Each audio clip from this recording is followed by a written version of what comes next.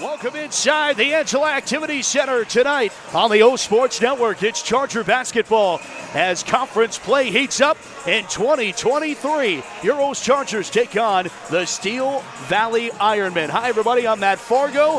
Happy New Year to you in 2023 alongside OLSH and Christian Harbaugh. First boys game of the new year as the OLSH Chargers, the defending state champions of the last two seasons, take on the Ironmen of Steel Valley in a big anticipated ball game. These two teams, guys, I'll start with you, Al. They played last year in the beginning of the season, the first game of last year. Al, you and I had the call of that game, and it's probably going to play out a little bit differently than it did the last time these two teams met.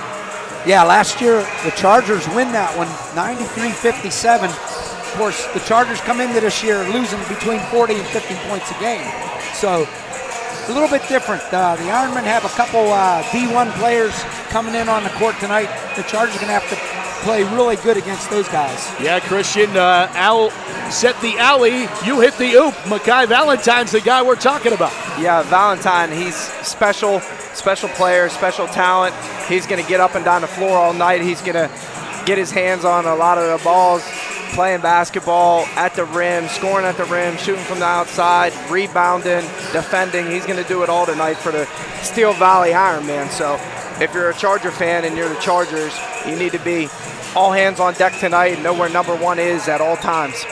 The Chargers check in as the number 3 team in Class 3A. Steel Valley right ahead of them, number 2 in the 3A standing. Shady Side Academy, the number 1 ranking team coming into tonight in Class 3A. To round out the top 5, if you're interested, Neshannock and Wash High round out the top 5. Chargers check in with the record of 8-2, 2-0 in Section 2. So that unblemished section record still on deck for the Chargers and still rolling for the purple and gold for the Steel Valley Ironmen. They've already dropped a game in section, and I looked at it as a surprise, Christian. They lost one to Keystone Oaks, who's also 2-1 in this section. They lost a game earlier this year to Seton LaSalle, or to South Park, I believe.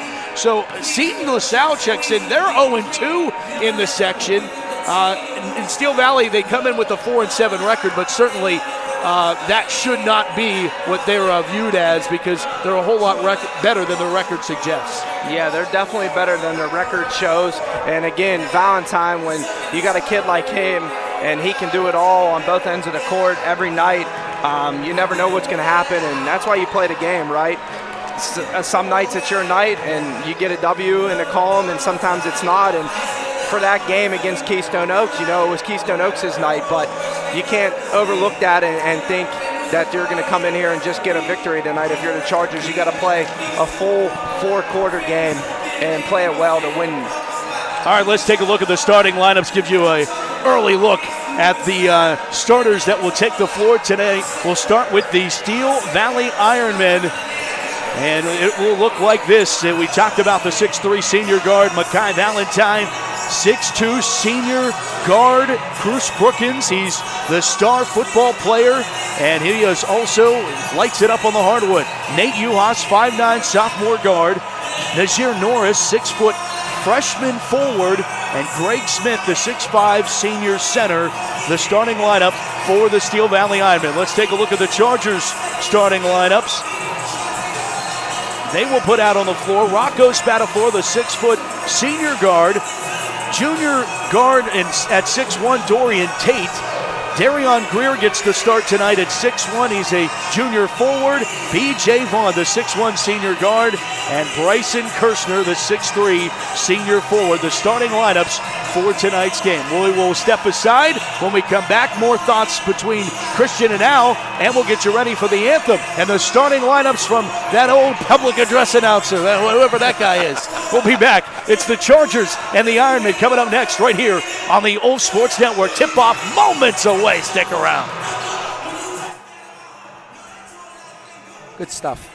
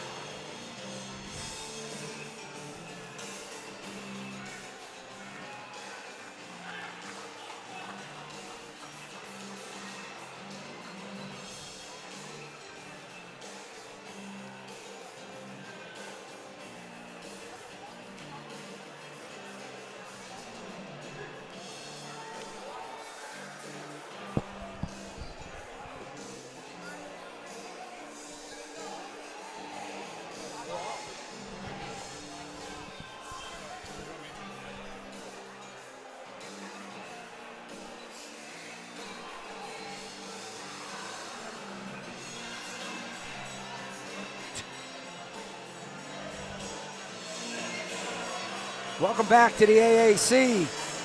Chargers and Ironmen getting ready to do battle here tonight. And Christian, we talked about it already with Matt.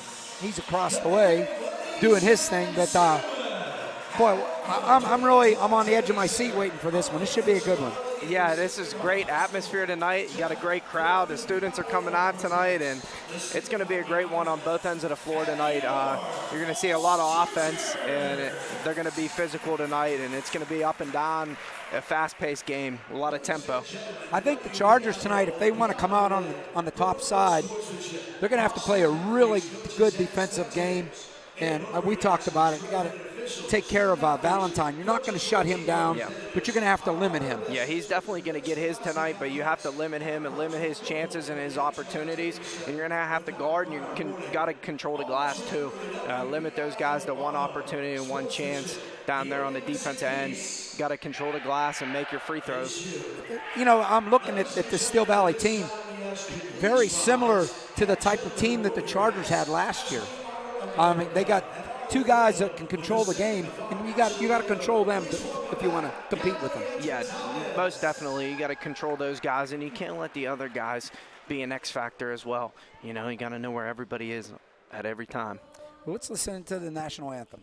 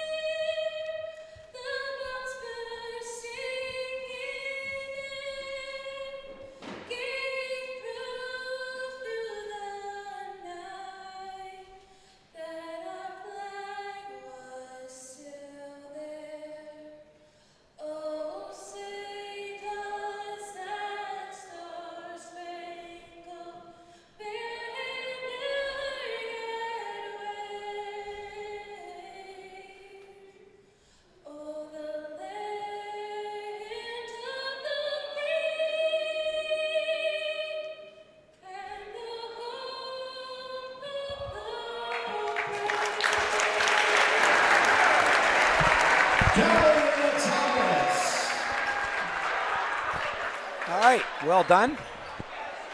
And just about ready to go. What a crowd in here tonight. I mean, it helped out. It was youth night, so this place is packed. Yeah, this is great. This is going to be a great atmosphere. It's going to be a great crowd. It's going to be loud in here tonight.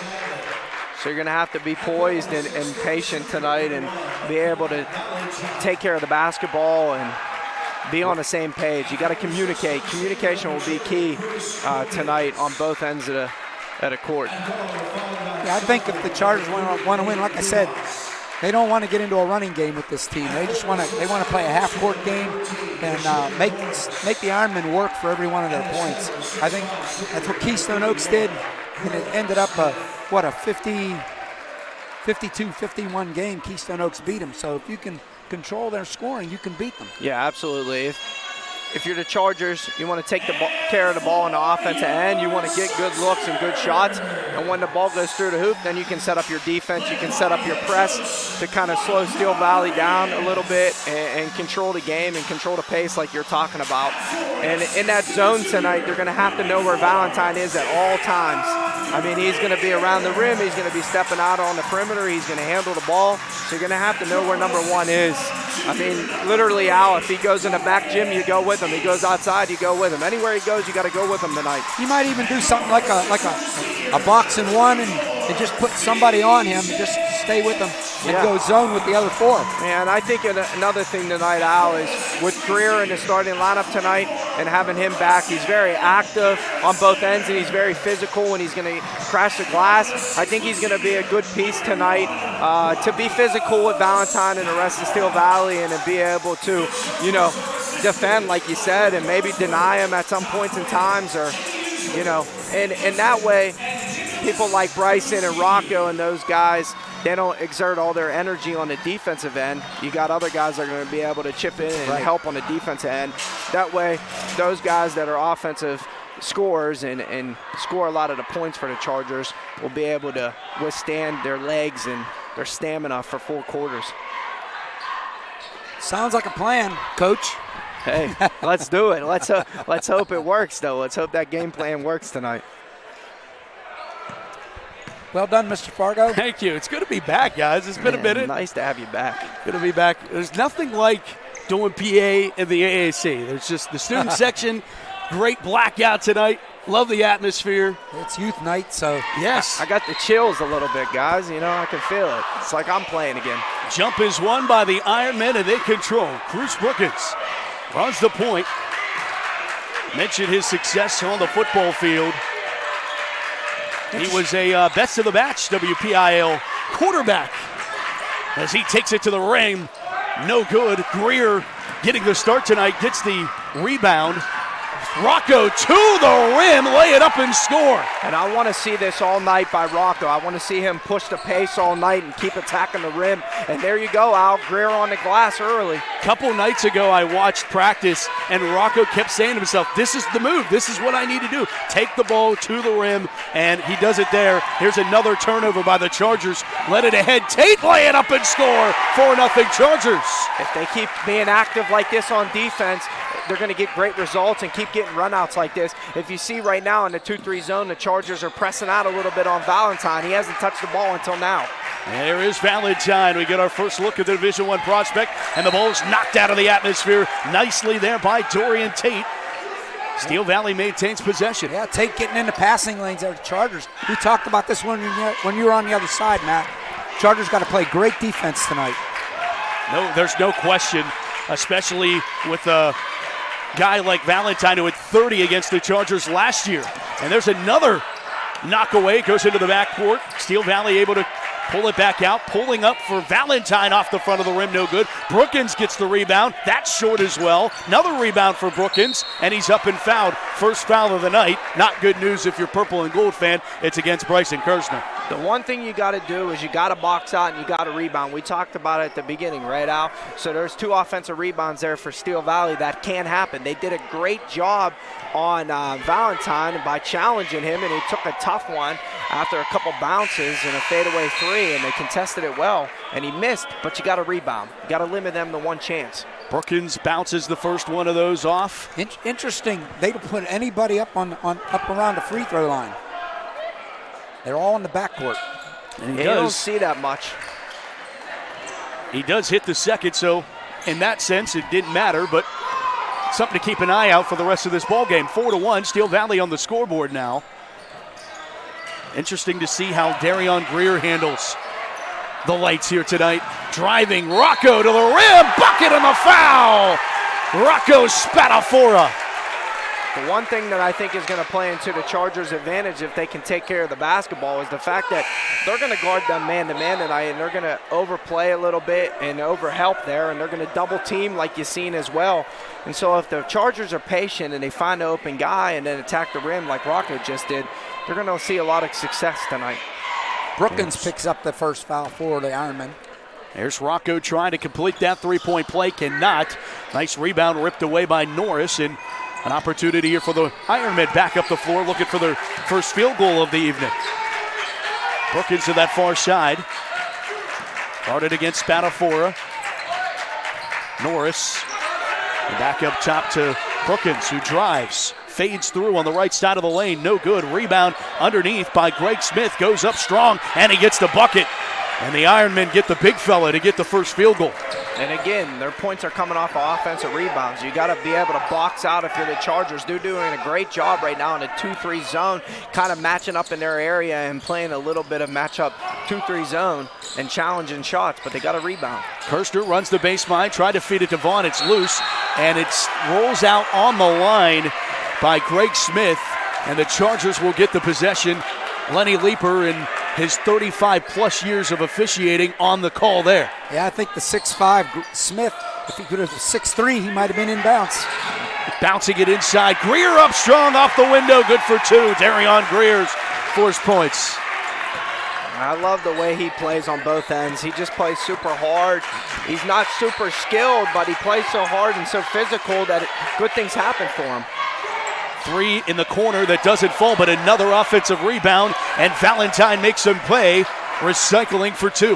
As soon as the shot goes up, they got to put a body on 5 guys. They got to know where they're at, especially number 1. Can't let that happen. It's too easy. Rocco feeds down low. Kirshner, power dribble, up strong, can't get it to go. Bunch of contact, no call. Pushed back up the floor by Brookins. Brookins feeds down low, lowering his shoulder. Offensive foul called against Norris. Taking the charge was 34. That's B.J. Vaughn. Great job by B.J. getting in position there and laying his body on the line and taking a charge. And good job attacking that time. The Chargers are doing a great job on offense, spreading the court out in this man-to-man and spacing out. Rocco beat his man off the dribble, found Kirshner, but just didn't finish. I'll use the college term, Christian. We'd be looking at that one again if he was in the circle or not. Doesn't exist here in high school. And Vaughn rolls the ball over to Greer. Bucket. No good. A travel is called late. A late call, but a call nonetheless that goes against the Chargers. I'm not sure if that was on Vaughn or Greer. That's a good question. That's a great question, actually. Yeah, I'm actually thinking it wasn't on BJ, but I didn't see Greer. Maybe that one extra step, maybe little shuffle of the feet. That one clangs off the rim, no good, and the rebound goes to the Chargers. Rocco eyes up a three. Pure from downtown, Rocco Spadafora. Man, he is coming out hot tonight. He knows what he wants to do. He's out here. He's going to be a leader tonight and be physical on both ends and play super hard, and good things are going to happen for him. Valentine tries to respond with a three. It's no good, but another rebound and a great heads-up play by Cruz Brookins, catching the ball in the air and then throwing it, knocking it off of Kirshner, and Steel Valley's going to get the possession here. This is the intensity that Coach Rodriguez and his staff were hoping for at the beginning of this game, and they're coming out on both ends really strong, but you got to rebound. Driving, floating it in the lane for Valentine. 2 more for number 1. And off of 7 points so far, all offensive rebounds and that one free throw. It just can't happen. Greer up top for the Chargers, near side Kirshner. Bouncing it to Vaughn, who's cutting to the basket. Double team. No good on the attempt there, but a recycling put back there by Darion Greer. Right place, right time for Greer. I love the patience on offense that the Chargers have too. That time running a great play where you're diving down and you're cutting right off his back, and they got BJ on that curl, but he just didn't make it. But Greer there to clean up the mess. 3 on the way. Valentine, it's a tray. And tried to earn a 4th, but flop rule not in effect here. and that's why he's so good, right? 3 on the way. Shots like that. Spadafora, no good, out of bounds off the Chargers. Steel Valley ball. Chargers up by 3 with just under 3 minutes to go in our opening quarter. Fellas, I love the pace of this game right now. This is fun. This is great basketball. Yep. Offense, defense are kind of getting it all, too. Yep. Yeah, this is like college-level stuff right here. 3 on the way. There's the foul, and Valentine's going to the line for 3. Did not hit it, but we'll learn a trip to the line is it's going to be Dorian Tate getting called for the foul. Now that's one thing that you can't do. You can't foul a three-point shooter. You never want to foul a three-point shooter, especially number 1 here. You can't be underneath him when he's coming down and landing for a shot. That's like the James Harden rule in the NBA. You know, you can't be under his feet. Great contest by Tate, but don't step underneath him when he's landing. You got to go straight up. First one is, he hits 1 of the 3, but then we get a whistle. I've never seen a team do this. There we go. I've never seen a team take the guys off the line and not try to get a rebound out. And especially the way these guys are offensive rebounding all night so far. Yeah. And as he does hit the second one, so again, it hasn't mattered. Didn't matter, right. But it might. It could end up mattering as far as trying to get a putback bucket or something. Keep an eye on it later in the game, see what they do. Greer tried to feed that down low to Kirshner and turned it over. Valentine, by the way, went 2 of 3 at the stripe there. He has the ball again. Now he pulls up for another 3. He was fouled again. It's a 3, but kind of got lucky on that one, boys. That was evidently a foul. Yeah, that was, and they got away with one there. And here's the thing. He's going to take those tough shots all night. You just got to tip your cap to him when he makes them. You know what I mean? If he's going to come out and make 8 of those things off the bounce fading away like that, man, he's a special player. That's how you get to 30 real quick when you hit a bunch of those. Yeah, and you also get signed Division I tonight, too. 3 on the way. Spadafora answers with an answer. The battle of the ones right now. Yep. Rocco Spadafora and Valentine. Each of the ones have 2 from beyond the arc. So. And the Chargers back in front by 1. I hope they stay that hot all night from beyond the arc. Austin Hansen fresh into the ball game as Brookins faded away and missed, and the ball rolls off his hands and out of bounds. Charger basketball. But Hansen has quickly become an important part of this Charger nucleus, coming off and delivering big-time minutes. Yeah, he's going to have to come in here and add a spark like he always does and keep the level and the intensity up at the same level that it has been. Another thing to keep an eye on is spinning as Kirshner and turned it over. Chargers have gotten the turnover bug here late in the first quarter. And they're getting the ball to Kirshner in the middle and finding him where he likes to have the basketball, but he's turned it over twice now. He's over-dribbling a little too much. Norris misses the 3. Here's Rocco to the rim, and it's blocked. Down to Coriopolis by Valentine. Yeah. Boy, what an athlete. He was so high up. He was way above the rim there. You know what I love, though? Rocco Spadafora taking the ball to the rim right now. Exactly. I love it. Keep being aggressive and keep taking it to the rim. Pull up in for Darion Greer. Left wide open in the mid-range shot. Good for Greer. Number 4, the difference so far right now. He's playing hard on both ends, and it's giving him great opportunities. Nate Uhas hasn't controlled the ball much. Did throw up a 3 that was off the mark earlier tonight. Here's Brookins. And here you go, Al Hansen coming in here, and he's just denying Valentine the ball. No good on the shot by Brookins. Here's Hansen handing it off, kind of laddering it back to Spadafora. Rocco stops his dribble. 23 seconds on a winding clock here. Get one good one here. You don't got a shot clock in high school. 15 seconds, handoff Vaughn, 14 seconds. He'll drive, float it off the window. Great look there by Vaughn, and he gets it off the window for 2. Wow, what a hesitation move going to left. And he showed his right hand and laid it up with his left. That was a great move. There's a travel called with 1.7 seconds. Chargers to basketball, and that's Valentine thinking he's in the NBA. Not yet, my friend. He had a couple extra steps involved there.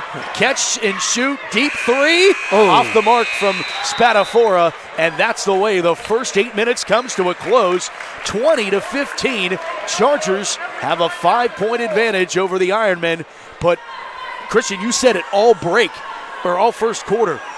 The pace of this game and the way the Chargers are playing, both offensively and defensively, and I think my favorite thing right now is the way Spadafora is going to the rim. Yeah, this is terrific. Great first quarter, high-paced game. We talked about it earlier, me and Al saying it was going to be a fast-paced game and a lot of tempo, and Rocco is pushing the tempo right now, and that's what happens when you're a point guard. You control the pace of this game, and right now he's doing it, and he's controlling it in a way for the Chargers to keep winning this game. And as long as he keeps attacking the rim, good things are going to happen for him and the rest of his team. And they're doing a great job on the defensive end right now, too. Guarding Valentine. He's made 2 tough ones, but overall, great job. Hey, Charger fans, did you know there's a new way to gain entry to OLSH home games this year? Introducing Hometown Ticketing. Purchase your home game tickets in advance online or on the Hometown Fan app. Full season passes and individual tickets are available. Visit olshathletics.org for more information. And if you haven't already, you haven't been here, where you been? It's a great way to come in. There's no money exchange. You just kind of show your phone and they scan it, you're in. Yeah, good stuff. Second quarter begins from the Angela Activity Center in Mood Township. Feeding down to the baseline. Kirshner with it. Reverse. Doesn't go. Rolls out. Saved nicely there by Norris and led it ahead to Brookins. Wow, if that would have went, what a play that would have been. I love the call right out of the into the second quarter by Coach Rodriguez and his staff. Try to get Bryson Kirshner isolated on that weak side with no help. Got to get number 44 going here. Blocked out off of the Ironmen. Charger basketball. Again, Valentine trying that Euro step. Didn't work. Lost control, out of bounds.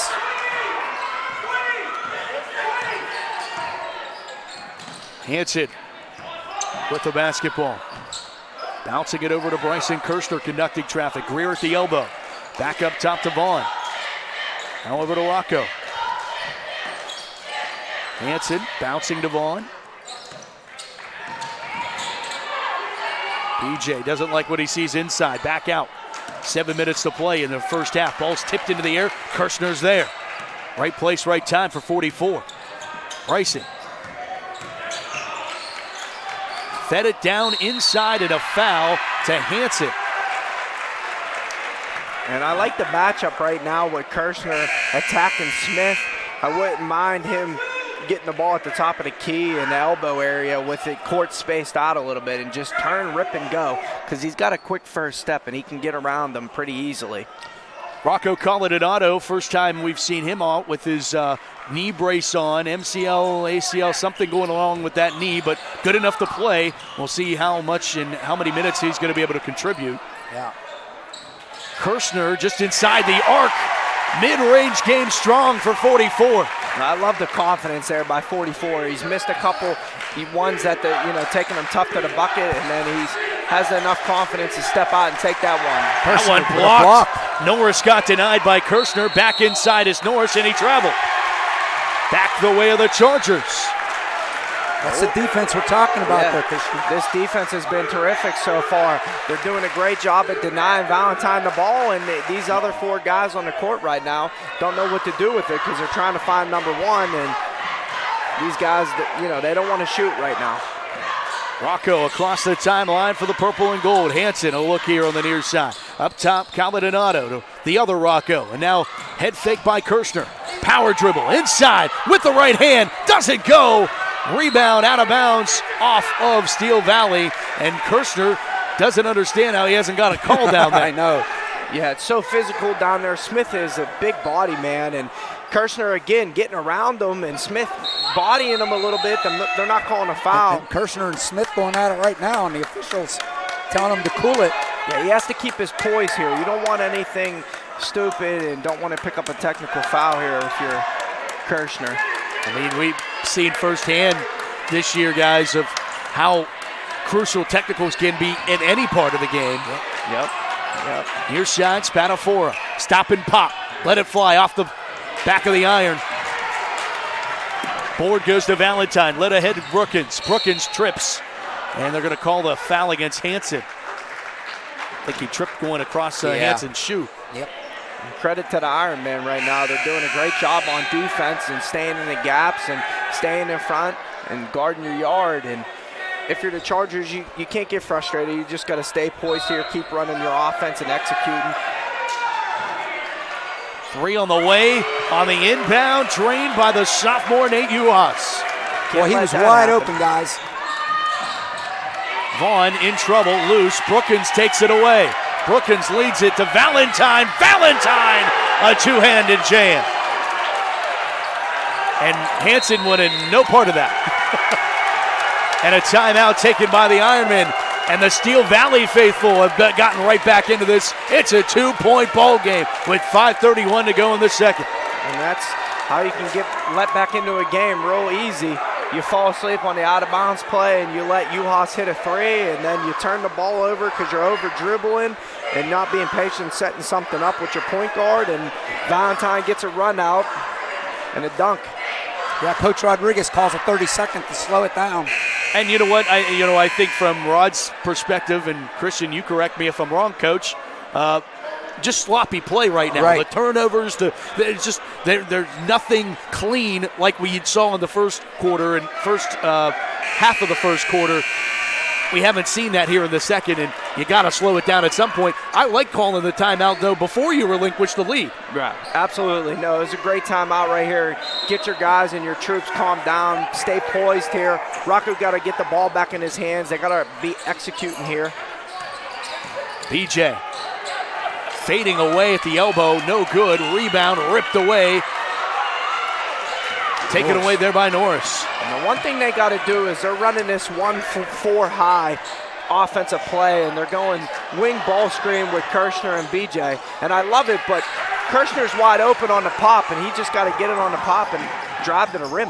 Fading over the top of Valentine, trying to swat that one away. It's Rocco Spadafora, and a great save there by Colin Donato to even save that possession. It was going out of bounds. It was Colin Donato to Vaughn to get it to Rocco to make that happen. And one other thing that I would like to see them do, if you're the OLSH Chargers on offense, is a dribble entry with Rocco, and then you get the ball screen with him and Kirshner. And then that way, Rocco has the ball in his hands, and he can make the decision here. Denied there. Smith couldn't come up with it. Kirshner underneath. No. Tipped away, and Norris is there. Valentine popping for three, and it's off the mark. And Rocco's got to be careful there, not getting called for this foul. Let it ahead to Tate. Lay it up and score. The pace of this one. The pace car is now way out in front. 26-20. Chargers back in front by 6. And it's no surprise what Coach Rodriguez and his staff said before this game. They want to push the tempo. They want to challenge Steel Valley to be able to get back and stop the ball in transition and close out the shooters. And right now the Chargers are doing a great job at it. Brookins hits that shot, 26-22. Back here to the near corner. Quickly to Vaughn up top. Vaughn lying the three, off iron, rebound, it's Valentine. I don't mind Norris, yes, offensive, B.J. Vaughn, his second charge taken of tonight. And it's Norris, his 2 fouls are both offensive, both charging against B.J. Vaughn. That's a terrific job by 34.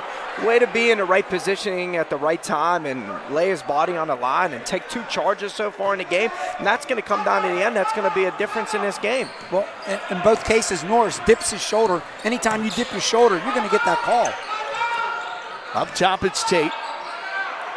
Now to Coach Rodriguez calling for a 5 out here. He wants to space the floor. And shorten this quarter. Right. Yeah, absolutely. You want to be patient here, take care of the basketball, find your mismatch here. Find the guy, the weakest link on the defensive end here, and drive him. Yeah, there's a foul. It's going to be Valentine picking up the foul. That's his first. And he doesn't like it. The Chargers got a lot of guys and a lot of athletes on the perimeter here with quick first step. With the 5 out, it's going to give them a lot of opportunities to rip and go and drive and penetrate the gaps.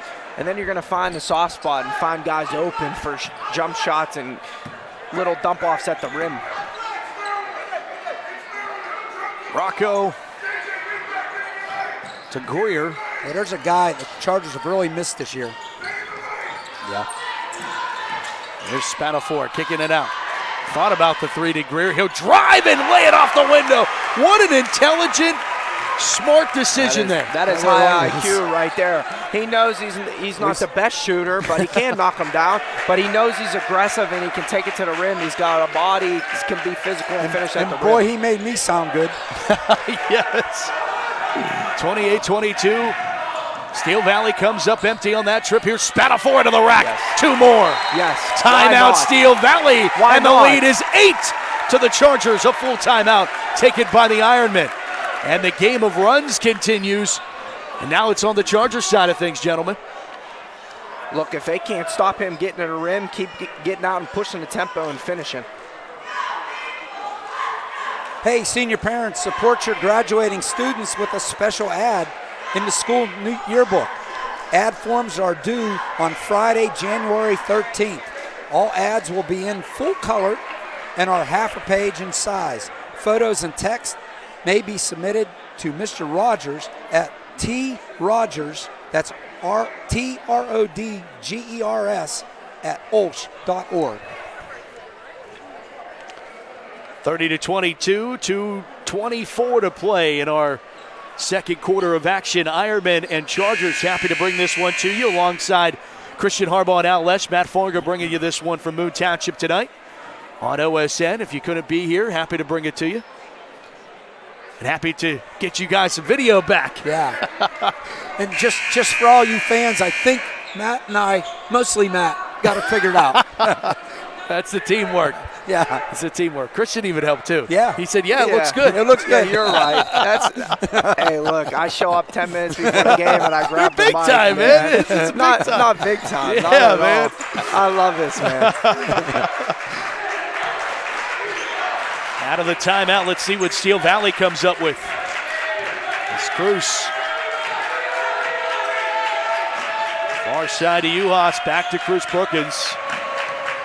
But there must have been a situation there because every one of the coaches jumped up and was yelling the same thing. Yeah, they're all jumping up and they're yelling out where Valentine is. They know that you can't leave him, and they're doing a good job right now at denying him the basketball. Brookins banked that one in on that trip up the floor. Now the Chargers, time in possession here is driving as Tatum got the roll. How about that? For Dorian Tate the junior. He's got 6 on the game. I love to see his offensive game stepping up here tonight. He's attacking the rim, and that's something that we talked about earlier in the season. He's a great defender. Christian, all the Chargers have been going to the bucket tonight. Yeah, there's no doubt. And they're finishing at the rim really well. You know, that's what their game plan was. And it's a different OLSH view. You know, if you're a Charger fan, you're used to all these threes, and, it's enjoyable to watch them take it to the rack like that. And there's a foul there that's going to send Brookins to the line. I think Colin Renato's going to get this one. Speaking of different views, we have a lot of alumni in attendance tonight, and none more special as far as recent in basketball. Dawson Summers and his parents are in the building tonight. My man Dawson. Great He's kid. Up at LaRoche. Terrific player as well. Great family. You know what they said? I was talking to them before the game tonight, and they were just saying, like, we're going to need some time to not walk in here and tear up a bit because of what it means to them. Right. They were a part of the Quigley closure, and I don't think that you could have scripted it for a lot of those folks that didn't get the opportunity prior to coming here, and it ended up being a pretty cool story. Valentine, after the Chargers come up empty, 43 seconds ago, he fades away and ends up on his wallet again, but he comes up empty. Always trying to buy that foul call. Yeah, he ends up on his wallet every time. He watches a lot of James Harden, I'll tell you that.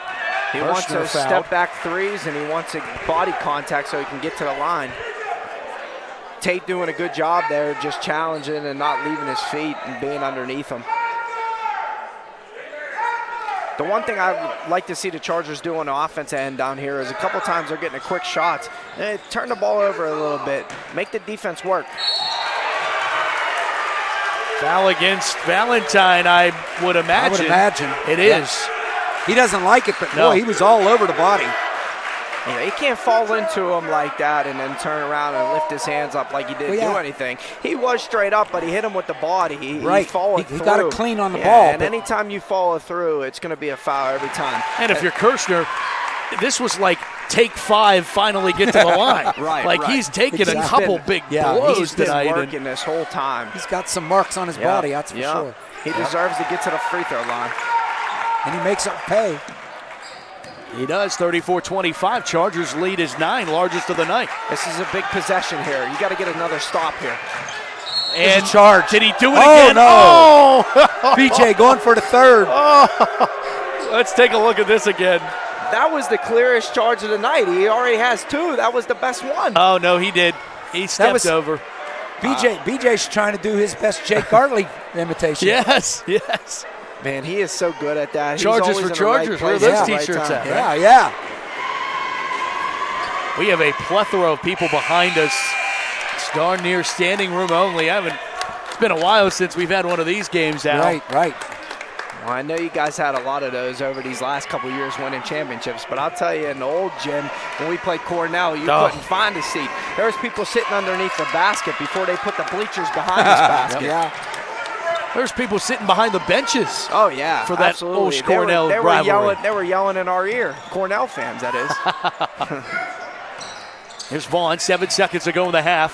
Hansen, 4, bouncing a turnover. Valentine, 2 seconds. He's gonna launch a pulling three. up and missed the 3.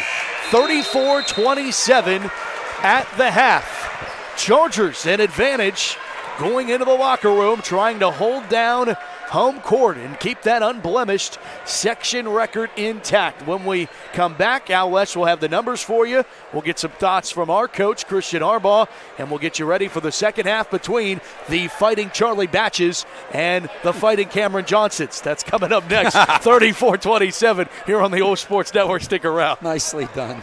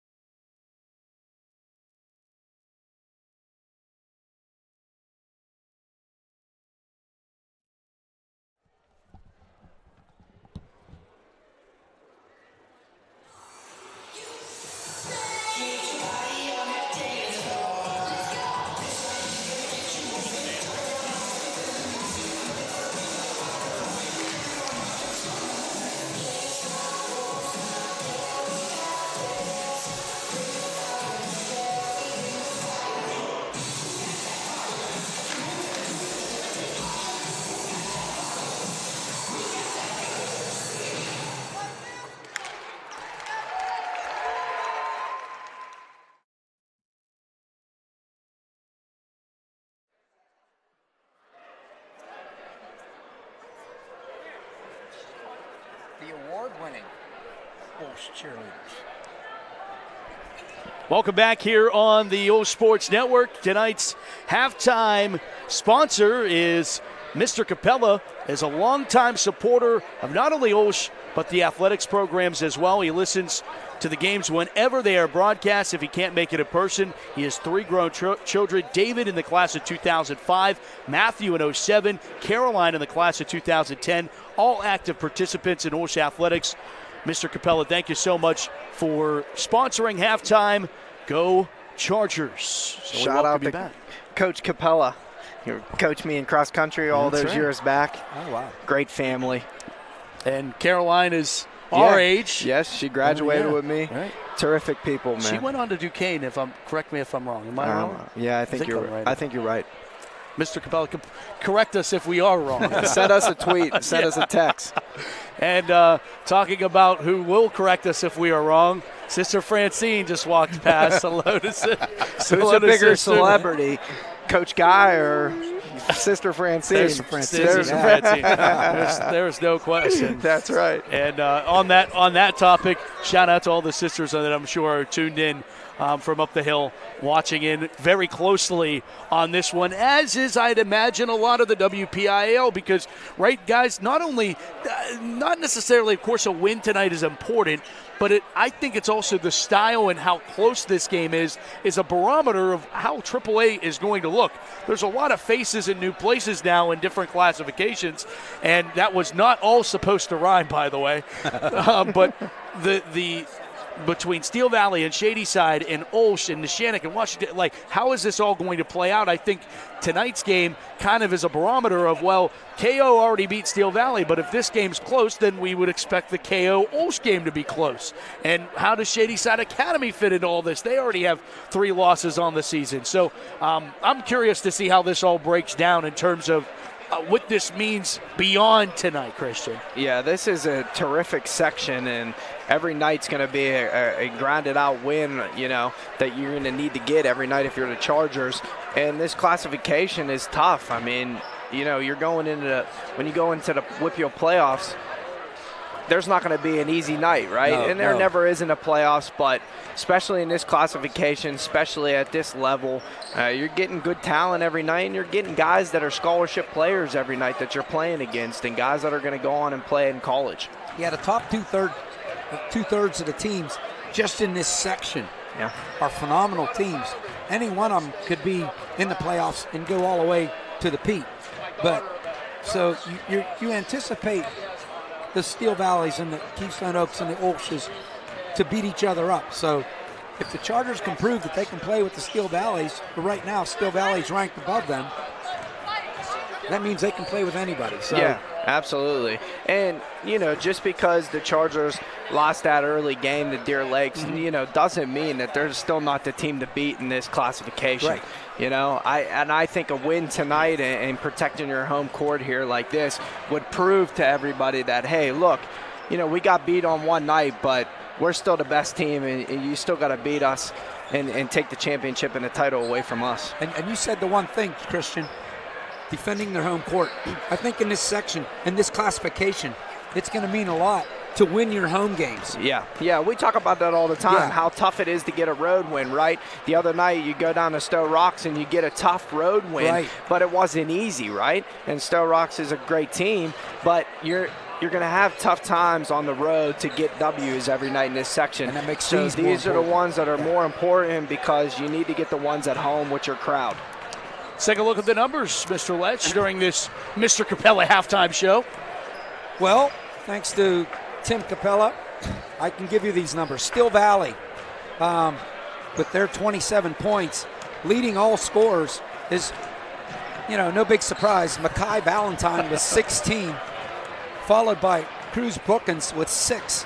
3 points for Nate Uhas, and 2 points for the big guy, Greg Smith, for their 27. Foul-wise, Norris and Valentine both with 2. For the Chargers, their leading scorer is Rocco Spadafora with 14. 8 points for Darion Greer, 6 points for Darian Tate, and 4 points for Bryson Kirshner, 2 points for BJ Vaughn.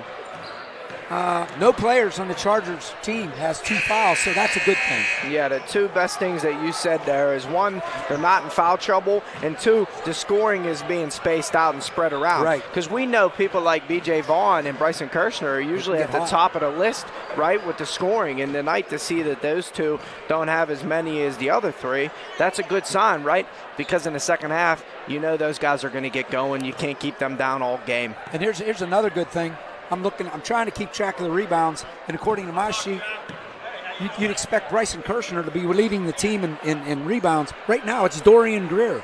Yeah, and Greer's just very active, right? And so because of his athleticism and the way he's active on both ends of the court, he's going to get rebounds, right? And he's very physical. They're going to have him have a good second half, controlling the glass as well with Kirshner and those guys chiming in. But I'm excited for the second half, guys. This is going to be a great one, and the Chargers are going to have to control the tempo like they did in the first half. And they're going to have to control Mr. Valentine. Right. This was the halftime show brought to you by Mr. Capella. Again, thank you to him for sponsoring. And we start the third here at the AAC with Steel Valley controlling the possession. By the way, South Alabama and Sam Houston State, the 2 offers for Valentine, WPI's leading scorer, as that one tipped off a bunch of fingertips and a foul off the rebound. Kirshner is fouled by Greg Smith early in this third. Yeah, Valentine's a special player. He really is, and he's got the physique for it too. I mean, his body is a Division I body, and he's got the crazy athleticism. I've seen him doing 360 dunks on his highlight films. Didn't play basketball until 7th grade. That's amazing. It was also amazing. He's just such an athlete, though. There's no doubt. And here's Vaughn.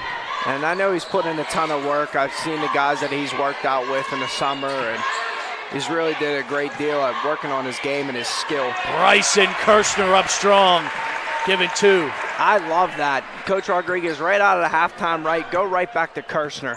Get him on a screen and roll, and then he posts up in the middle of the paint there, and great duck in and seal and finish the layup. Smith, too much on it, popped into the air by Valentine. He'll try to put it back, denied. Behind, that was great work there by Greer. Kirshner finally ends up with it. And Valentine's lucky he didn't get a foul there. He was very aggressive on Kirshner after that rebound. Bryson thought about the 3 if in the corner, hands it off, and that one's off the mark from Darion. And Tate's trying to argue he got tipped. Yeah, Bryson was talking to the official walking up saying it was tipped. From here, I thought it was tipped as well. I thought the way it came out of his hand, it looked like he did tip it and it got misdirected, but I was screened, so I couldn't see it. Yeah, refs didn't see it. We're a little bit further back than we normally are. Yeah. So they knew my coffee was on the table. They didn't want to get it knocked over. Back the other way, no good. Popped into the air. Vaughn fouled, no call. Put back by Kirshner is good for 2. How about the hand-eye coordination by Kirshner there to be able to go up there and grab it with one hand, look that ball all the way into his hand, and then have the strength to push it back up off the glass. It's an underappreciated play there, Christian, no doubt. Yeah, that really was. BJ's down right now as that one was too much on. It was tipped out of bounds off of Steel Valley. Well, that was a good call there, getting the deflection and getting the ball back, because that would have been a bad turnover. They should have pulled it out. BJ was down on the floor down here. Right. Luckily, he's up now. Yeah, he trotted down, so he's staying in. Yeah, he's going to trot all the way down for the inbound here. Up top to Tate. Now to Rocco. Bryson playing outside a lot in this third quarter. Tate to Spatafora. He eyes up a 3. It's good from the far wing. That's his 3rd from behind the arc. The patience there by Rocco. He's got 17. He jabbed twice and got his defender to back up a little bit, and what a 3. He's hot tonight. Got to keep finding him. Give him the ball. Nice play there by Brookins to keep that on Steel Valley's side of the purple line. Here's Brookins working all the way off a few hands. Smith gets a rebound, too hard off the window. Valentine and Brookins now grabs it. Valentine, Brookins, no. Down to Smith, no. Valentine, finally the winner. that is the one thing, and this is how the beginning of the game started, right? You can't let the Ironmen get offensive rebounds. There's an open look for Darion Greer, and he makes him play with 2 more. That was a great feed from B.J. Vaughn, though, to find him under the bucket. 43-29, 3 on the way. Valentine, no. Smith the rebound. 1 dribble, walked a little, rolls it in for 2. And a timeout taken by Steel Valley as they've cut the deficit now to 12, 43-31 with 4:42 to play in our third quarter. And Coach Rodriguez right now is a little hot over there. He's trying to figure out why it wasn't an offensive foul and how Smith's allowed to just drive his shoulder into every Charger down there after he gets an offensive rebound. Was that Rodriguez's timeout, or was that Steel Valley? I thought it was Steel Valley's, but it could have been. I actually think it was OLSH that called that timeout.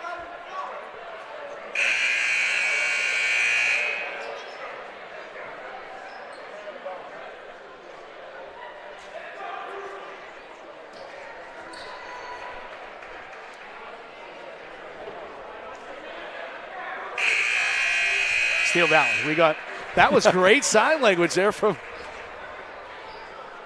Tim Feely. We appreciate it. Yeah, that was great. His contribution. I was like, he's gonna know. Charades. Steel Valley did burn that one. So I thought that was. I thought it might have been Coach Rodriguez. That was a great move, Matt. I saw you initiating the contact there.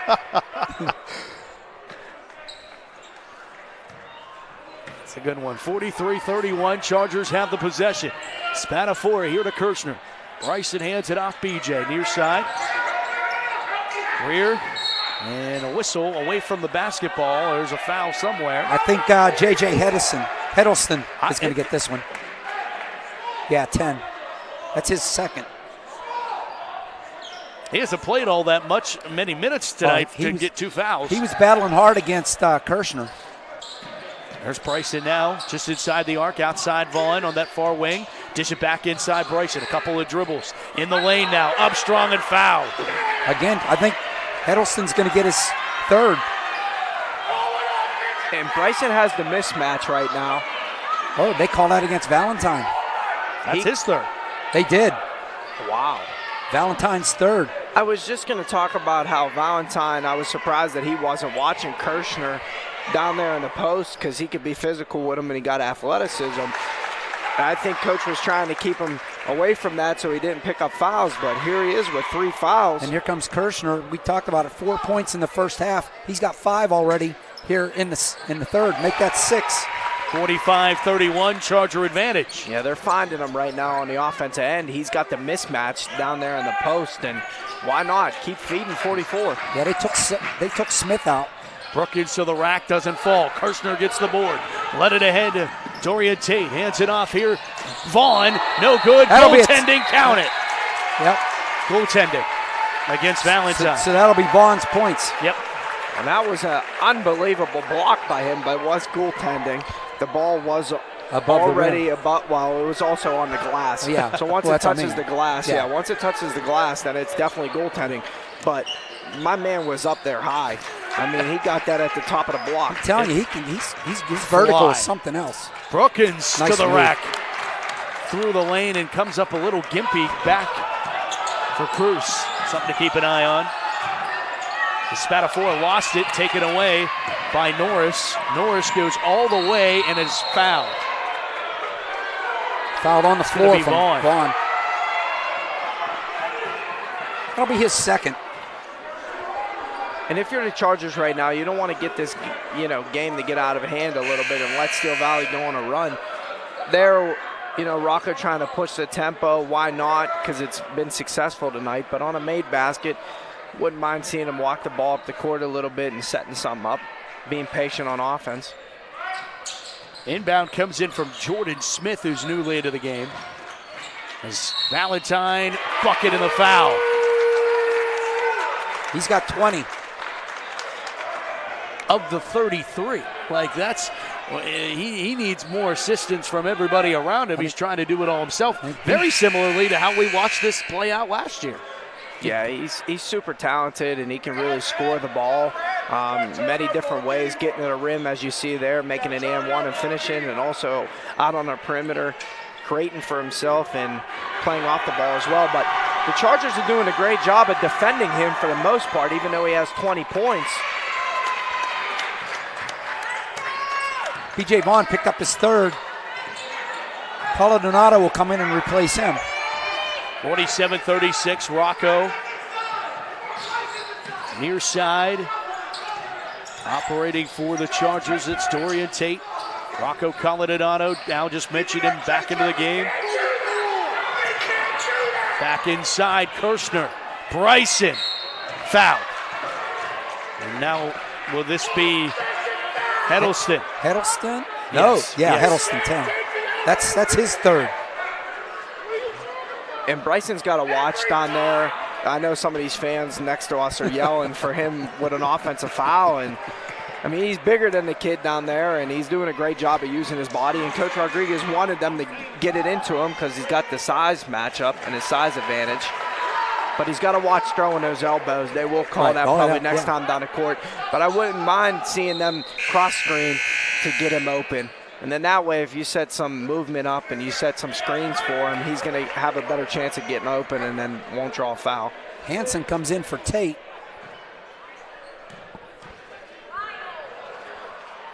Kirshner misses, and the rebound comes back out to Uhas in Steel Valley. Kirshner 5 for 6 from the line tonight. 3 minutes to go in the third. Valentine through the entire Charger lineup and then throws one off the window too hard, and it's Hansen who chases it, throws it off of Valentine, and the Chargers keep it. What a play, What a play by Hansen. Unbelievable. Valentine can't believe it, but great play. And those are the type of plays that Hansen makes all the time, right? The hustle plays. Him and Rocco Coladonado, when they come in to the game, they always lift it up, and the energy always goes one notch up. I just looked over to my left guy's dad smiling ear to ear, too. That's those middle infielder hands, man. Yeah, that's it. What a heads-up play. Terrific play. From the elbow, Kirshner down. Greer lets everybody pass him, but it misses the layup, and it's loose and taken away there by the Ironman. Another high IQ play by Greer. Just gets a get pump it to go, fake. Yeah, great job. That should be a charge. That's a blocking foul. No, blocking foul.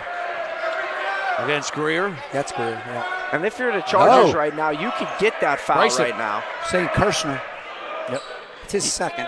You can get that charge right now if you're the OLSH Chargers, because Valentine's just putting his head down right now and trying to get to the rim. He's not really aware of what's around him right now, and he's just trying to be physical and use his body and his athleticism. First one is good. How about Valentine? Valentine's aunt is Tanisha Wright, who had a great career at West Mifflin. Went on to play in the WNBA for the Seattle Storm with Sue Bird and Swin Cash, Tina Thompson. So this young man's got you see where the he same gets it type from. of future in front of him. no, there's no doubt. Yeah. And that's why, you know, I think Coach Chapman's a little bit confused on why he hasn't gotten the offers more from those mid-major schools. That should be the third foul on Norris. It is. And, you know, it's maybe an indictment of what Pitt has done the last few years, because you remember what they had done a handful of years ago where they're getting a bunch of Whitfield talent, and it worked out. But all the local schools have kind of gone away from going after local guys. And to touch on what you just said there, Matt, I think Pitt needs to keep doing that. And Duquesne and Robert Morris, you know, There's that's Darion what makes Greer. them successful, right? Great when assist. They had the Cam Johnsons. Yeah. Great assist from Kirshner there. 50-38, 3 on the way. Valentine responds with another tray. Yeah, and if you're Coach Capel and his staff, he should be in here watching this kid, and he's special talent, and they got Nellie Cummings down there, and who's a local player, and now they got his brother that just signed. Pushing it up the floor, it's Valentine off a few shoes, and Valentine lost the ball. It's loose, it's still loose, it's on the ground, and a jump ball is called. And the scrum finally ends with the arrow favoring the Chargers. I love the hustle right now and the grit that the Chargers have. They're playing some tough basketball here tonight, but the one thing they need to do to close out this third quarter and going into the fourth quarter is they got to keep their poise and their patience and their character down in the offensive end here. They don't want to get sped up unless you got numbers, then you attack the rim. But if not, And the thing we talked about beginning of the game, guys, Valentine's going to get his points. He's got 26 of the 41 for Steel Valley. So. Yeah, and that's fine. Jordan used to get 56 and they would lose. They would lose, right. So exactly. My whole thing is he's going to get his, and they knew that going into it. Now you just got to make sure you what a pass. Rocco, what a pass, and a foul. Colin Inato from his wallet. If this is on Norris, that's his fourth. We'll see it again here on the replay. What a pass, and then the foul shortly thereafter. That's number 4 on Norris. Some Ironmen starting to creep into foul trouble here. Yeah, and Coach Chapman over there, he is not happy with some of these calls that are happening right now. He thinks the fouls are lopsided. And don't get me wrong, they will creep back up and be even by the fourth quarter. Oh, yeah, they will. You know, that's just how basketball is. Yeah. But well, every coach thinks every call's against them, right? Yeah. Well, or not even against them, but for the other team, right? I do the same thing. 10-point ball game. Chargers lead it 51-41. Under a minute to go here in the third. Intercepted, taken away there by Hansen. Hansen stops in the backcourt. Kirshner to now Spadafora. Another big play by 13 in this quarter. No doubt. Those quick hands. No, he's going to kick it out. Colin Donato over to the far side. Ball fake there by Kirshner. Spinning back outside. Deep shot there. Colin Donato off the mark. No good. Rebound pushed ahead. Brookins to the rack. Lay it up and in. And that's not a good shot there. And Coach Rodriguez is not happy about that one. Hansen is fouled from behind, and it's Brookins fouling. That's his second. Great IQ by Hansen here to know that the defender was on his back and on his hip, and he slowed down and ran into him. That's great awareness. I don't know if Hansen knew that was going to happen. No, I don't know either. Watching it on the replay, it didn't look as if he knew. No. Being around these guys, basketball players, I think sometimes it might not look like they are, but they're definitely aware of their surroundings. There's Hansen to the line because it's bonus time, 1-1 for Austin Hansen, who clangs off the front of the rim. 19 seconds ago, third quarter. Valentine stiff arms Hansen. It goes to the ground. There's no call. Taking it away. Spadafora, 10 seconds. Lay it up and score. Rocco Spadafora. What a play. What a sequence here as Brookins takes it to the rack too hard, and the buzzer sounds. It ends the third with a 10-point lead for the Chargers over the Ironmen, and Valentine is down. I hope he's okay here. It looked like he might have twisted his ankle. Come down awkward, yes. He definitely took a shot there at the end of the buzzer there. And these Chargers know what's at stake here, and they know what type of player Valentine is, and they know they were bringing the grit and the grind tonight, and they've been physical with him all night. What a sequence to end the third here in the AAC. Guys, I don't know who you call that foul on, but something had to have been called there, right? Yeah, I think there should have been a foul on the last 3 possessions, but to be honest with you, I don't think they want to call a foul right now because they don't know who's going to be on. Right. They're both hitting the deck. It's been very physical, and to be honest with you, I think Valentine actually got away with one there. If he picks up a foul, right, that's his 4th foul. Yep. So they didn't want to make that call, so they actually just let it go, and it was probably the best thing they could have did. Yeah. Well, it ended up good for the Chargers because they got 2 they points got 2 points out of it. You're right, but he did come in with the arm bar. Yeah. Right. Yeah. And what I was going to say, too, is good thing that the Chargers ended up finishing that quarter on a high note because after that 3 with 45 seconds left by Colin Donato, that's not a good shot. No. And then they come down and get a layup. You thought, oh, no, they're going to cut this game within like 6 or 5 points before the quarter, But nonetheless, the Chargers up 10 with 8 minutes to go on their home court with a great atmosphere. Now it's about taking care of the ball and playing defense, fellas. Well, gentlemen, let's play a fourth. Well, we talked about it all year. The third quarter always seems to be the quarter for the Chargers. And they have a 10-point advantage. Let's see if they can keep it here in the final 8 minutes. As Juhas throws one up and is fouled. Early foul that will send Juhas, the sophomore, to the line. And that's one thing you don't want to do. You don't want to foul a jump shooter right now. You don't want to put them at the line with a chance to make free throws with the time not moving. Dorian picks up his first. And you got to know where number 1 is at all times right now. Valentine's going to look to go a little Steph Curry mode here and take over in the fourth quarter. You're going to have to know where he is. I think that's the best way of saying it, too. You know he has the majority of the team's points tonight. He's going to try to do it all himself here in the fourth. Yeah, when he gives up the ball, you got to make sure you deny him back. And when he doesn't have the ball, you got to make sure you're stuck to him like glue and you don't let him get the ball. Chargers up the floor. It's B.J. Vaughn. Kirshner at the top of the key. Tried to feed it over there. That was a dangerous pass to Greer. Valentine was on him. And the one thing we talked about the other night, Al, when we were doing the game too last week, you want to be patient here, but you also want to still be aggressive, right? There's a foul, and it's going to be Valentine's fourth if this goes against number one. It's either 31 or 1. I don't know who the foul was against. It is 31 now. Well, if the refs are smart, they want to see a good game. They're not going to call it on one. If you're officiating, do you think about that stuff? No, they definitely do. Yeah. They absolutely think about that stuff. They think about that stuff probably on every level, especially the NBA. The thing is, the entire fourth quarter, Chargers are going to the line. That's a good point now. Yeah, definitely. And they're at 8 fouls now, so 2 more fouls and the Chargers are in double bonus. And that's why you want to be aggressive and keep attacking and attacking the rim, right? Because you want to get to the line and you want to make your free throws. Here's Bryson, who hits his first. Bryson Kirshner rolls that one in for the second. 11-point advantage. And Tate's back in here now, too. He's got well-rested legs. He's did a terrific job on Valentine all night denying the ball. There's an errant pass that goes out of bounds. Charger ball.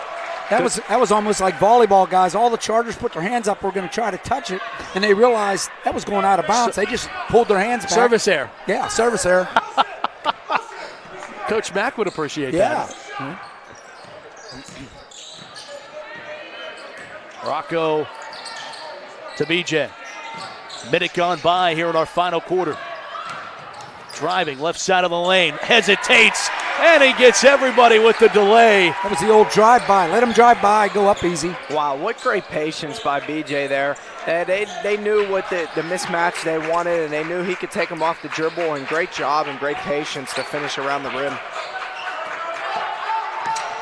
A crossover move there by Brookins.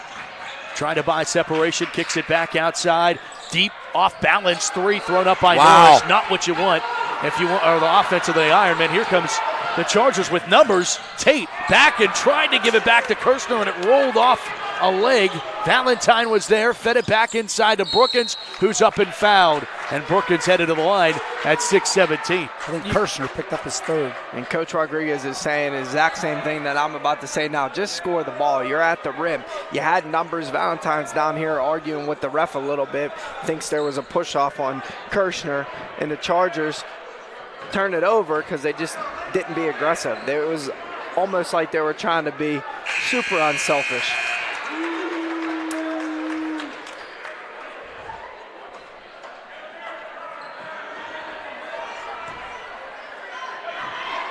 Here you go again, the Ironman. Nobody at the line to rebound.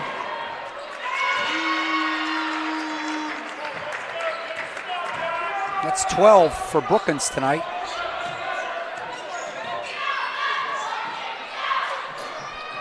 Chargers time of possession here. Vaughn, right? Vaughn into the corner. Three on the way. Good! Rocco Spadafora. Largest lead of the night for the Chargers, 60-46. And that's his fourth from beyond the arc. Man, he is having a game tonight, fellas. Valentine gets his two, but now Chargers would be content, right? Just trading buckets. Yeah. Deep wide open is Greer. Lay it up and score. And right now they are trading buckets. If you're Steel Valley, how do you let Greer get that wide open under the bucket? Yeah, that's the third time that I think he's been wide open standing down there. They're forgetting about him. Three on the way. Brookins hits a tray. Timeout. And also, that can't happen if you're the Ironman trying to get back into a game, too. The Chargers made a basket. You can't just let him get a free layup. But we'll take it on this side, right? Steel Valley calls the timeout at 5:23. 51-62. Chargers the advantage. And Chargers at the top of Section 2 can move to 3-0 with a win tonight. Steel Valley in jeopardy right now of dropping to 2-2 on the season. That's what right now is at stake in this first round through the section schedule. Hey, show your Charger pride and help us to continue to provide athletic broadcasts with a business or individual sponsorship on our OLSH broadcast network. Be our game or halftime sponsor and support the Chargers. Visit olshathletics.org for more information.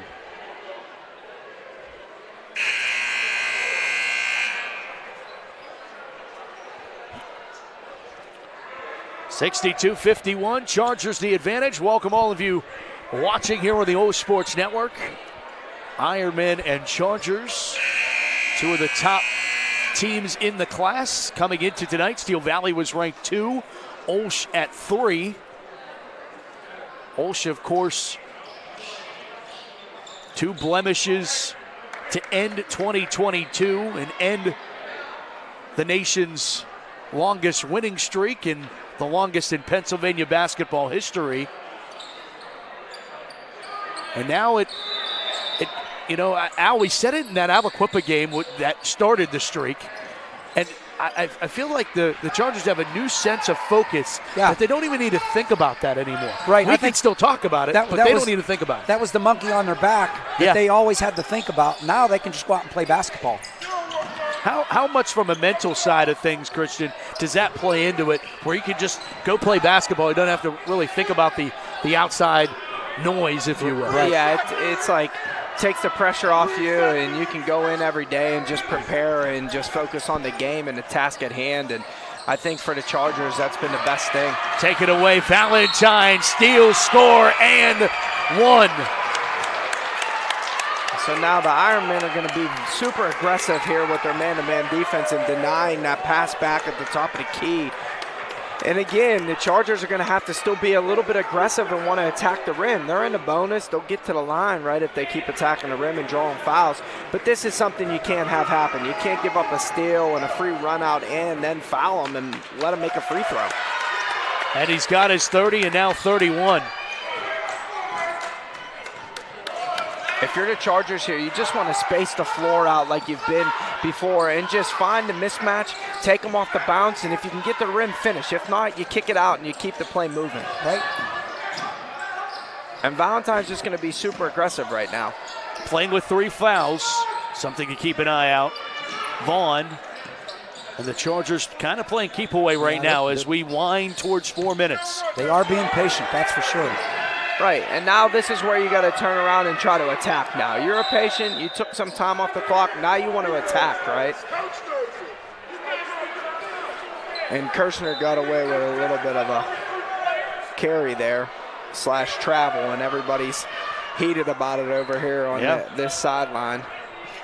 You know, I mean, it's one of those things where I think it is an example of where the shot clock makes games like this more interesting.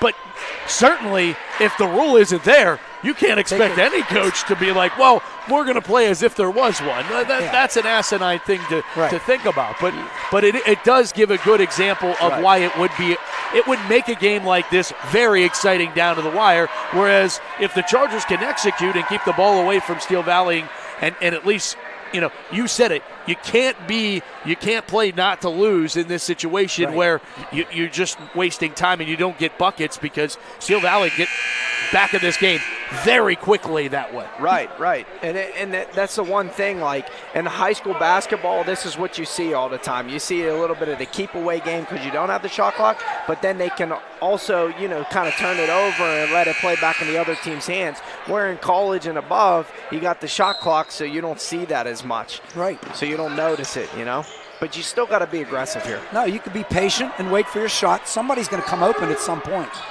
Vaughn says, I'm open, and he takes it to the rack. No good. Greer gets the rebound, and Kirshner is fouled. And I think Greg Smith is going to be the guilty party. If it's Smith, that's his 3rd.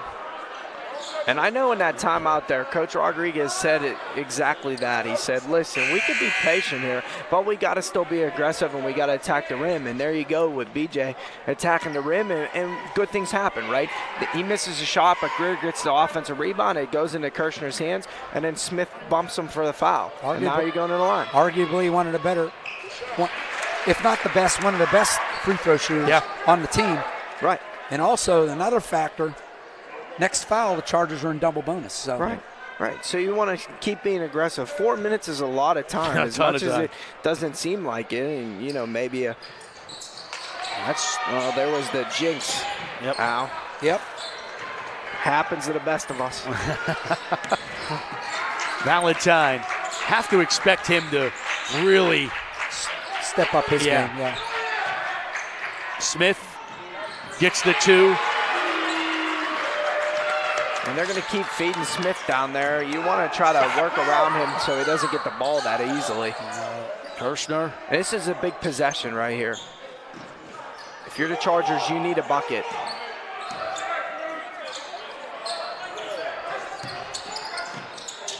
Wouldn't mind seeing Rocco take him off the bounce here. Get downhill. If there's 2 hands on you, that's a foul. They got to call it. Bryson with it now. Chargers and to Vaughn, and he loses it out of bounds. That's big for Still Valley. Very. Yeah, the biggest thing here is staying space. See, Kirshner and BJ weren't very spaced there, and they got caught on the sideline. That's an extra defender. Now you turn the ball over. That can't happen. You got to play with the middle of the court right now. 3 minutes to go in the ball game. Brookins fades to Smith again. Smith, bucket and the foul. And again, they're doing the same thing. They're so caught up in doing a good job on Valentine and not giving him the ball back, and which is great and all, but they got to work around Smith. He's a big body down there. They can't let him get the ball down there. It's an easy turnaround and finish for him. He's a good finisher, and he's got a lot of height. Well, just like that, the Ironmen are right back in this ball game with 2:57 to go in the 4th. That was the 3rd foul on Greer. 7th on the Chargers, so now they're in the bonus as well. Big 3-point play here for the Ironmen, and he comes up empty. Under 3 to play. Chargers lead it 63-58. Vaughn up the floor on a left to right-handed dribble. In the lane. Pulls up. Doesn't go. Put back, no! Rebound, Kirshner underneath, and he is fouled on the floor. It won't matter. He'll get 2 at the stripe.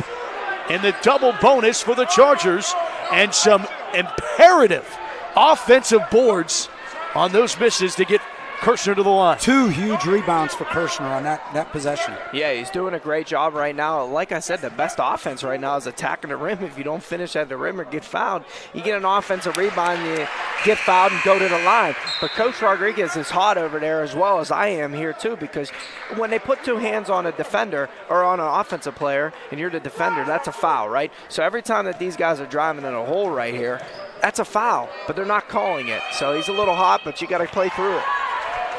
Nothing on the second, 64-58. Brookins has the basketball. Cruz drives, kicks. Back outside to Brookins. If you're Greer, you got to challenge out. Yep, you got to challenge Uhas on a perimeter. He's a kid that can hit a 3. Can't leave him go. Valentine, yes, for 2, cutting to the rim. 4-point game. And right now, Steel Valley is denying Rocco Spatafora the ball back too, which is smart on their end. Yeah. Great coaching by Coach Chapman over there. There's another foul. It's Vaughn going to the line. But see, there you go, right there. 2 hands on the offensive player. It's a foul. That's 4 on Smith. Smith has 4. Norris has 4 for Steel Valley.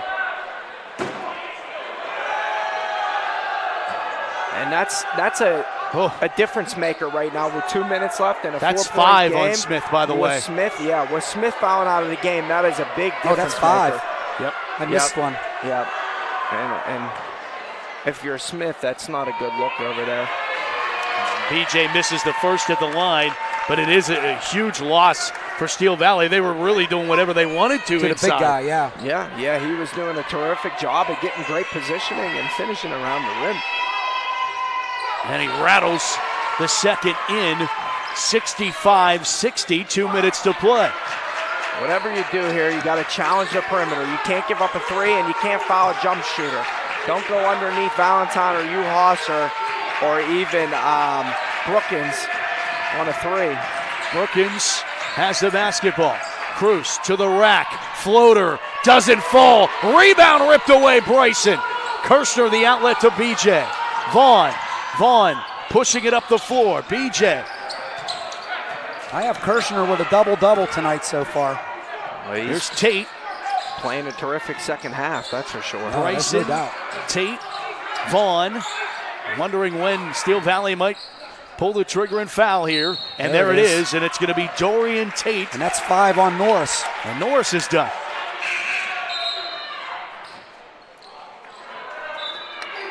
And one thing I'd like to see right here, if you're Rocco, I know they're trying to deny him the basketball, but you want the ball in his hands as well. He's a good free throw shooter. So if you can just screen for him and get him open, right, or even run him off a handoff where you kind of get a butt screen so you can get the ball in his hands. Good on the first from the junior. Dorian Tate. Or taking a page out of the Hoosier. Yeah. The Hoosier, mover Hoosier. Run him off the picket fence. Run him off the picket fence. Anything right now. Try to get number 1 open, right? Talking to a guy who was in Hoosiers and outlets, by the way. 7 minutes or 7 points. 1:14 to go, and a 3 Bank hit is by open. Valentine. My Lord. What a shot. And that keeps this game alive for the Ironmen, 67-63. Timeout, Ironmen. What body control and focus there to be able to. They've got one in their pocket. Go One off the left. bounce and make that, right? And it was a contested shot as well. And Yeah. Well, he's taken just about every shot he's taken's been contested tonight. Again, like I said, you know what's he got? 30 points, but they did a great job at contesting them all night. He got to be nearing 40 now. 36. Yeah. 10 points this quarter. You need 3 more stops here, and you got to make your free throws. But if you're the Chargers here, you got to take care of the basketball. You can't give up a run out here and a momentum-shifting play, because that was already a little bit of momentum back for the Ironmen with the kiss off the glass from 3 from Valentine. Steel Valley led this game only for a few moments. The Chargers have led it most of the way and have led by as many as 14. And now it's 67-63 with a minute to play. There you go, Rocco with the ball. Tate back to Rocco. Rocco back to Tate. Tate under a minute to go. Back to Rocco. And there is a foul, and it's Rocco to the line. You know, watching this, and Christian, you could talk more about this, but watching this, it's the don't get trapped drill, where you're literally not trying to get trapped. That's an intense thing that becomes crucial in those moments. The one thing you always teach too, and I was going to say that's Valentine's 4th, and that's a big play there. But the one thing to talk about what Matt was saying there, when the double is coming, we always teach our players, you got to flash. If you see your man going to double, you're the guy that's got to flash to the soft spot in the middle to be able to have your hands ready to catch the ball. Misses both at the line to Spanafora. Still alive, the Ironman. Gets it over to the far corner. It's a deep 2, I believe, that was off the mark, Barron, but the putback is good by Valentine. Chargers up by just 2 now. Baseball pass, and Greer pulls it out. Out to Kirshner. Kirshner, bucket of the foul for Bryson Kirshner with 34 seconds to go. Wow. What patience by the Chargers. What a great job by Darion Greer to not only not take the layup that I think he could have had there, but he dribbles the basketball out, and what court awareness to find Bryson Kirshner, and great body control, and what a second half by 44. Misses. 69-65, 30 seconds to play. Valentine up the floor. Jacks for 3, tries to draw the foul. No good. Kirshner the rebound. Let it ahead to Rocco. Rocco to Bryson, who throws it out. And they're going to say it was tipped. Charger basketball. This is the one thing here now, too. You got to keep your poise and your patience here. You don't want to turn the basketball over. But the one thing Coach Rodriguez is saying here is that just attack the rim. You had numbers, just finish the layup. If you get 2 points, it's better than nothing, right? Because they're just going to find you and put you at the line anyways. Take the layup if it's there. Valentine come real close to getting a technical there. Yeah, he sure did. He did. I don't know if we could go to producer Matt to see this one more time. He just showed it on the replay again. Yeah, Valentine plays with a lot of heart. I do see where it could have been tipped by Valentine, but I don't know, guys. That's a close one. Well, they could come over to the monitor here if they want. Next time. Yeah. One day we'll get there in high school basketball. Wow. Man, but Valentine, he's had a terrific game, and he's laid He's it an all on the line. unbelievable player. He is so much fun to watch, and 38 points. He's terrific. But you said it now. You gotta keep it checked there. He was getting close to earning himself a tee there. Inbound goes right to Greer and not to Vaughn. BJ just stands with it, and he now foul. Question is, there's 3 around him. Who gets the foul?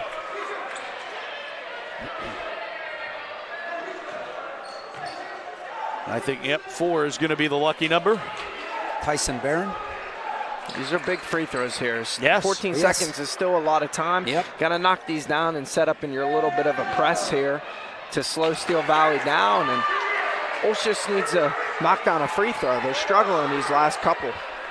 Left them short.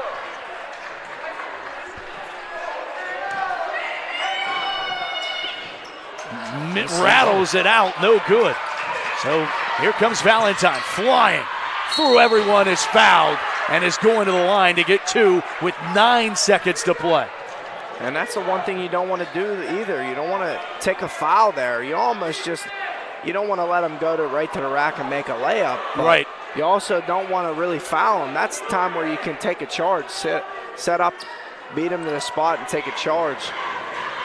So Mackay Valentine, Whippio's leading scorer, averages 34 a game, well over the average already tonight. Rattles in his first, and it's a 3-point game. And is at 39 points. This would be for 4-0. And if you're the Chargers here, you got to get the ball in bounds. No, doesn't make the second. Rebound Bryson. Bryson to Rocco. 4 seconds. Foul with 3 seconds. With a 3-point game, the Chargers really could solidify it with one of these two. Just one. The broadcaster jinxed there. I said he got to get the ball in bounds. He did. And then guess what? I rubbed the genie lamp and he missed it. But nonetheless, great rebound by the Chargers, and Rocco's got to make a free throw Now, here. one of the two, and it's. Well, make both of them. No, I'm saying. Yeah, I like that too. How about make the first one and make everyone feel a little bit better? Then you don't have to. And don't foul here. Right. You can put a little pressure up here when they inbound the ball so they can't roll the ball up the court, but you know Valentine's going to try to get one up. Don't foul. There it is. Timeout, Chargers, Mike Rodriguez, and the Chargers are out to a 5-point advantage, 71-66. That's a smart timeout there by Coach Rodriguez. You know, calm your players down, let them know, listen, don't foul. We want to put a little pressure on so they can't roll the ball up the court and get a free look at the rim, but you also don't want to foul. Right now, you don't want to foul. You can challenge, but don't foul. A three-pointer still doesn't do it. It doesn't. Yeah, it doesn't do it. So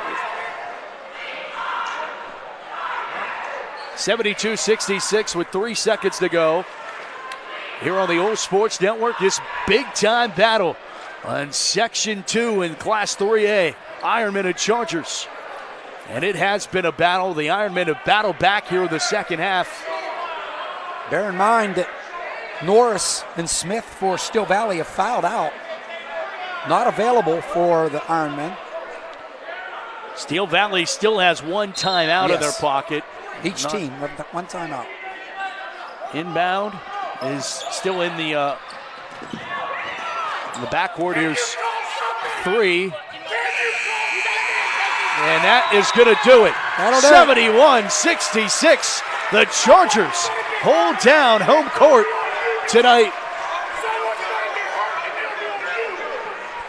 And some very frustrated adults tonight on one side, some jubilant teenagers on the other.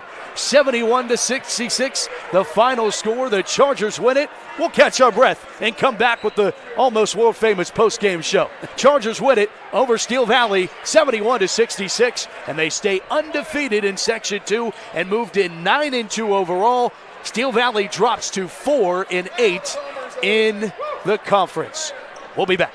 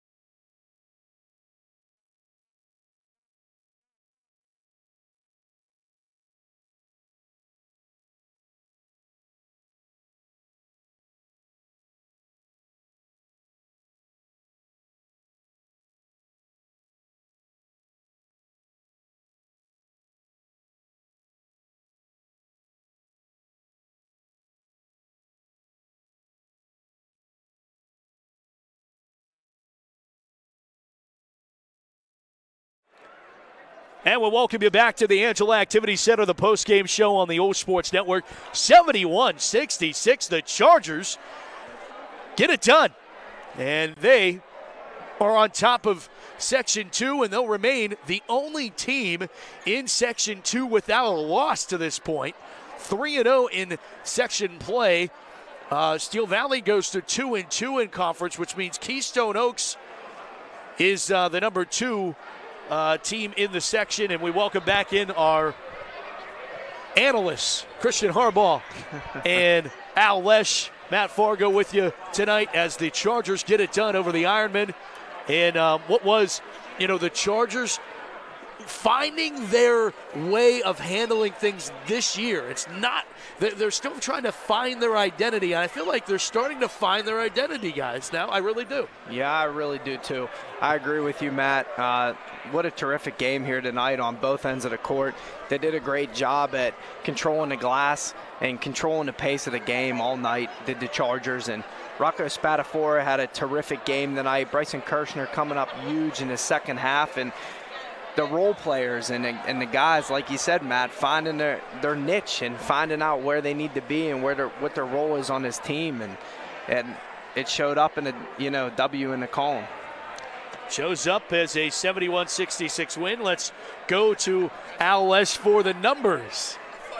Well, first for Steel Valley, as we expected, Makai Valentine ends up with 39 points, 15 for Cruz Brookins, 8 points for Greg Smith, and 4 points for Nate Uhas for the Steel Valley Ironmen, 66 points. For the Chargers, leading the Chargers in scoring was Rocco Spatafora with 24, 18 for Bryson Kirshner, 14 of those points in the second half.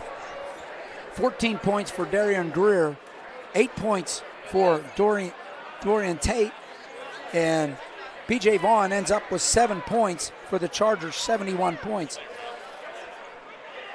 Valentine for Steel Valley ends up with a double-double with 39 points and 11 rebounds. This is just totally unofficial. Kirshner for the Chargers with a double-double with his 18 points and 13 rebounds. Wow, what a huge night, for the Chargers, and a lot of guys getting in the mix, on both ends and rebounding the basketball and really doing a great job. Shout out to my man Dorian Tate tonight for, the great job. And the other guys that stepped in there too, like Hanson off the bench and those guys. But just doing a great job on Valentine. I know he scored 39 points, but they took him out of the game at points in the game, and he's going to get his points, but they did a good job at limiting him to, not the points at crucial times to go on runs. And I was texting with Rocco Spatafora a little bit before this game 2 days ago, and he said, I'm bringing it on Friday night, and not that he does in every game, but he said, this is a game that I need to prove myself and prove that I'm a leader on and off the court and prove that I'm the guy, for this team and somebody who can lift these guys up and get them to another championship here. And guys, I think too that sticks out is it's not necessarily what ends up in the book with Rocco. It's all the little things, right? Even going back to Dante did so many of the little things. He got his points, don't get me wrong, but he did so many little things that complemented, and Rocco is embodying that and doing those little things. And we were talked about in the early portion of this season and everything about how great players make good players great too. And make everybody's game gets elevated. Talk about some big-time plays by Austin Hansen tonight. Some big-time plays that one of two of those that don't fall that way, Steel Valley gets an extra possession, and this game goes into overtime and it plays out differently. It easily could have went that way. The contribution from 1 down to 7 and 8 and 9, the guys that are getting in off the bench, huge in a way to win a game like this. And it's not what fans are used to watching, but it's the way and the identity of this team, and it's fun. This is what AAA basketball is going to be about, and it's fun to watch. Yeah, for me, again, I got to agree with you, Matt. Rocco Spatafora was the coach on the floor tonight. A lot of Dante shining tonight in Rocco as he took charge of this team. As you said, he led the team in scoring, but even if he didn't have those 24 points, he was still one of the stars of this game. Absolutely. And then the other big factor for me was Darian Greer. Yep. I mean, you didn't realize how much you missed him until he was gone. And when he come back tonight, boy, what an addition to this team. He really raises the level of play on this team. Yeah, he really does, and he did a great job stepping in there and starting tonight and letting his presence be known on both ends of the floor, and he just plays so hard. He's so physical, right? And, great opportunities came his way, and he ran with it. And it's not all about the points like we talked about. He's doing the little things. He's getting 50-50 basketballs. He's rebounding the basketball. He's playing great defense. He's being physical. And, he did a great job tonight. And like Matt said, too, the bench, the guys coming off the bench, Coladonado, Hansen, and even in Darian Greer and Tate tonight, those guys that they started, but they're just lifting this team up one notch. And not to forget B.J. Vaughn with the 2 charges. Those are difference makers to this game and to the season, right? And that's why they're starting to find their identity and figure it out. And when they do that and they buy in like they did tonight, good things are going to happen the rest of this year, and they're going to be a tough out, and they're going to be a tough team to beat, and it's going to be hard to come into this place and win a game too. It's tough. It has been tough, and it continues to be tough to come to the Angela Activity Center and get one, and the Chargers got one tonight, and it got an important one going into the 2023 season, so new streaks begin undefeated in 2023. Next up, Next up for these boys, South Park. OLSH Sports Network will be there to bring that to you. But first, on Monday, East Allegheny girls come here to the AAC, and the Lady Chargers have a big game in front of them for that. They do after a close one and a close loss last night against the Lopes. Now the Lady Chargers turn the page and try to get back on the winning side of things on Monday. We'll bring that one to you. And then Al alluded to it, Tuesday on the road at South Park. We'll go visit the Eagles. We just talked about it. It's tough to get one on the road. So if you're the Chargers, you got to rest up here, get your legs back underneath you, and get prepared for South Park, because it's not going to be an easy one. For Steel Valley, it doesn't get any better. They get to go home. Their next game's at home. They'll play Stowe Rocks. So another athletic team. Yep. So good luck to them. Good luck to them, boys. Valentine, an absolute, he's fun to unbelievable, so impressive. Somebody's got to double click and definitely figure out. They got to get figured out as far as what where he's going to go in his future. Right. Yeah. Boy, his future's bright. There's no doubt. He is something special, and he put on the show here tonight. And regardless if they won or lost, he really is a terrific player, and he left it all out on the court. And they're going to be a team that you're going to see, later on in the year at their place, and you also might see him in the playoffs. And he's the type of kid that can, get them to the championship and be able to try to contend to win one. January 31st, circle the date. Chargers are on the road at Steel Valley on the 31st. Ironman Chargers, the round 2 of this battle, certainly going to be high intensity, and everybody's going to be looking forward to that one. Yeah. Be interesting to see what stories these teams write between now and then. Exactly, yeah. Which way it goes, if there's any injuries or whatnot, how it plays out. Going to be interesting to find out. Gentlemen, always a pleasure. It was a good one. Always. That was a lot of fun. Yeah, it was. We want energy like that all the time, right? Yeah. That was terrific. It's always that way here at the AAC. Yeah, you were during our post-game show, thanks to Matt Stanziola. You're watching highlights from tonight's game, earlier highlights all the way around. 71-66, the Chargers get it done over the Ironmen of Steel Valley. And the Chargers stay undefeated in the section, 3-0, and move to 9-2 on this, now the 2023 campaign. For all of us here at OSN, thanks to Matt Stanziola in the truck as always. Thanks to Bruno Williams behind the camera tonight for his hard work. And thanks to OLSH and Christian Harbaugh from their great analysis. I'm Matt Fargo saying this has been a presentation of Charger basketball on the OLSH Sports Network. And until next time, good night, everybody from Moon Township. And we'll talk to you next time right here on the OLSH Sports Network.